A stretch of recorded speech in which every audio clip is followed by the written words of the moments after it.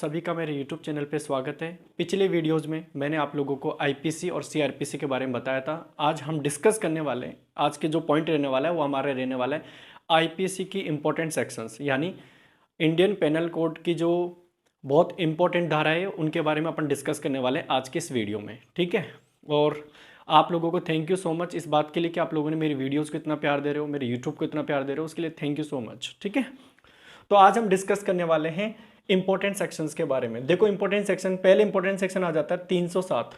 आप लोग 307 के बारे में बहुत बार सुने होंगे, कई बार भी बोलते हैं कि कई जज पे आते हैं, कई फैसले आते हैं तो वहाँ कहते हैं कि उस पर धारा कौन सी लग गई, 307 लगी। 307 का मतलब है हत्या करने की कोशिश करना। कोई भी व्यक्ति किसी व्यक्ति की, ऑफेंस किस टाइप का है बेटा, सिंपल सी बात है, यदि कोई व्यक्ति दूसरे की हत्या करने की कोशिश करता है तो वो कौन सी धारा के अंतर्गत आएगा, आईपीसी की, वो 307 के अंतर्गत आएगा। 302 क्या है, बेसिकली जो हत्या ही कर दे, यानी ऐसा ऑफेंस कर दे, किसी का मर्डर कर दे, तो सिंपल सी बात है उस समय 302 लग जाती है, ठीक है बच्चा पार्टी। अगली आती है 376।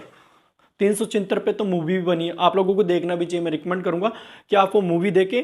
आर्टिकल 376, यानी उसमें बताया गया आप लोगों को कि किस तरीके से एक बलात्कार का केस इंप्रूव होता है, किस बलात्कार पे लगती है, राइट। ये ध्यान रखना पहली बात तो, कि रेप जो होता है उसे कौन सी सेक्शन में लिया जाता है, 376 में, वेरी इंपॉर्टेंट है। सेकंड बात करते हैं 395 में। जो 395 395 जो सेक्शन है वो 395 सेक्शन बताता है आपकी डकैती करता है, कोई व्यक्ति डकैती करता है तो वो 39 है 395 के अंतर्गत आता है। और तीसरा इसके बाद में आ जाती है 377, very important, again and again.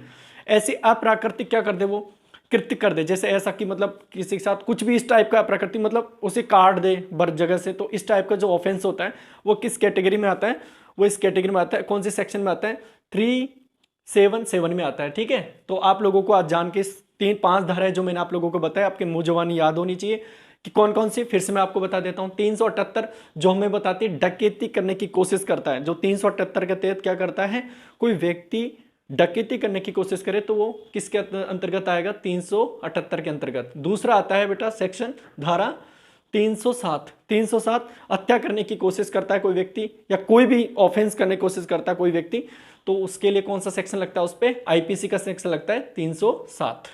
उसके बाद में आता है 302 हत्या का दंड। सिंपल सी बात है, यदि कोई ऐसा ऑफेंस कर दे, मर्डर कर दे, तो वो कौन सा सेक्शन में आएगा, 302 में। इसके बाद में आ जाता है कौन सा वाला, रेप के लिए 376 का मतलब है 376 में क्या है, बलात्कार के बारे में बताया गया, ठीक है। 395 की बात करें तो 395 में डकैती को बताया गया कि कौन से टाइप के ऑफेंस हो जाए, डकैती करे, ठीक है। और 377 हो गए अप्राकृतिक कृत्य। आज आप लोगों को ये पांचों जो सेक्शन है वो आपको याद होने चाहिए, एग्जाम पॉइंट ऑफ व्यू से भी याद होना चाहिए, और नॉर्मल ह्यूमन बींग्स के भी बेसिस पे भी आपको याद होने चाहिए। क्योंकि आपको आईपीसी का नॉलेज नहीं है तो शायद आप इनके बारे में नहीं समझ पाओगे कि सामने जो कौन सा ऑफेंस करके बैठा है, कोई मतलब क्राइम करके बैठा है, ठीक है। क्रिमिनल्स को आप डेंजर कंडीशन को समझ सकते हो इनके थ्रू, ठीक है। और थैंक यू सो मच। मैं नेक्स्ट वीडियो में आप लोगों को ऐसी ही 5 धाराएं लेके आऊंगा, उसके लिए आप बने रहिए मेरे यूट्यूब चैनल पे। Thank you so much.